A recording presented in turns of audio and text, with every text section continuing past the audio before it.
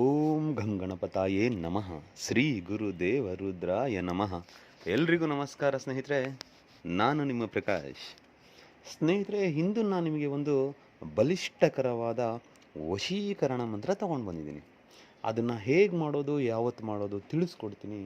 ಅದಕ್ಕೂ ಮುಂಚೆ ನನ್ನ ಚಾನಲ್ನ ಸಬ್ಸ್ಕ್ರೈಬ್ ಮಾಡಿಲ್ಲ ಅಂದರೆ ಸಬ್ಸ್ಕ್ರೈಬ್ ಮಾಡಿ, ಲೈಕ್ ಮಾಡಿ, ಶೇರ್ ಮಾಡಿ. ಹಾಗೆ ಬೆಲ್ ಐಕಾನ್ ಬಟನ್ ಪ್ರೆಸ್ ಮಾಡೋದನ್ನ ಮರಿಬೇಡಿ. ಏಕೆ ಅಂದರೆ ಮುಂದೆ ನಾನು ಏನು ವೀಡಿಯೋಸ್ ಬಿಡ್ತೀನಿ ಅದೆಲ್ಲರಿಗಿಂತ ಮುಂಚೆ ನಿಮಗೆ ಬಂದು ಸೇರುತ್ತೆ.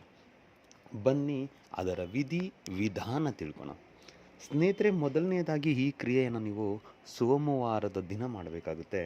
ಮತ್ತು ದಿಕ್ಕು ಬಂದು ಉತ್ತರ ದಿಕ್ಕು ಇರುತ್ತೆ. ಮತ್ತು ಮಂತ್ರ ಪಠನೆ 108 ಸಾರಿ ಮಾಡಬೇಕಾಗುತ್ತೆ. ಒಂದೇ ಒಂದು ದಿನ ಮಾಡಿದರೆ ಸಾಕು.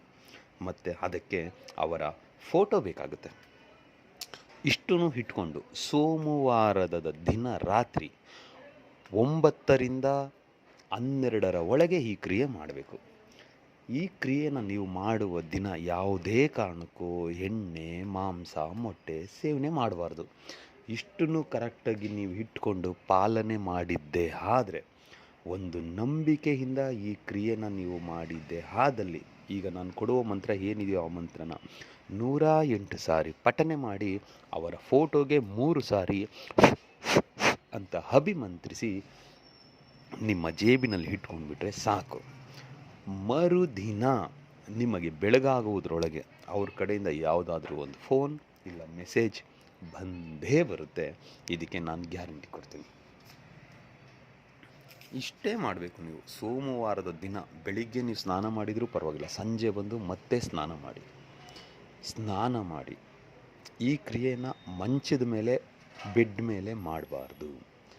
ನೆಲದ ಮೇಲ್ಗಡೆ ಕೆಳಗಡೆ ಯಾವುದಾದ್ರೂ ಆಸನ ಹಾಕ್ಕೊಂಡು ಉತ್ತರ ದಿಕ್ಕಿಗೆ ಮುಖ ಮಾಡಿ ಕುಳಿತುಕೊಂಡು ನಿಮ್ಮ ಮುಂದೆಗಡೆ ಇಲ್ಲ ನಿಮ್ಮ ಬಲಗೈಯಲ್ಲಿ ಅವರ ಫೋಟೋವನ್ನು ಹಿಡ್ಕೊಂಡು ನಾನು ಕೊಡೋ ಮಂತ್ರನ 108 ಸಾರಿ ಪಠನೆ ಮಾಡಬೇಕು.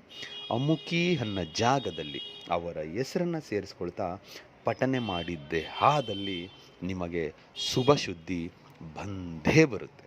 ಅದಕ್ಕೆ ಮಂತ್ರ ಹೀಗಿದೆ ಸ್ನೇಹಿತರೆ: ಓಂ ನಮೋ ಭಗವತೆ ಮಾತಾಂಗಿ ಕುಮಾರಾಯ ಅಮುಖಿ ಮಂ ವಶಂ ಕುರು ಕುರು ಸ್ವಾಹ. ಮಂತ್ರ ಇನ್ನೊಂದು ಸಾರಿ ಹೇಳ್ತೀನಿ ನೋಡಿ ಸ್ನೇಹಿತರೆ: ಓಂ ನಮೋ ಭಗವತೆ ಮಾತಾಂಗಿ ಕುಮಾರಾಯ ಅಮುಖಿ ಮಂ ವಶಂ ಕುರು ಕುರು ಸ್ವಾಹ. ಈ ರೀತಿಯಾಗಿ ಪಠನೆ ಮಾಡಿ ನಿಮ್ಮ ಜೇಬಿನಲ್ಲಿ ಅವರ ಫೋಟೋ ಇಟ್ಕೊಂಡ್ರೆ ರಿಸಲ್ಟ್ ಕಟ್ಟಿಟ್ಟ ಬುತ್ತಿ ಬಂದೇ ಬರುತ್ತೆ. ಏಕೆ ಅಂದರೆ ಇದು ಸಿದ್ಧಾಂತ. ಎಲ್ಲರಿಗೂ ಮಂಗಳವಾಗಲಿ ಸ್ನೇಹಿತರೆ.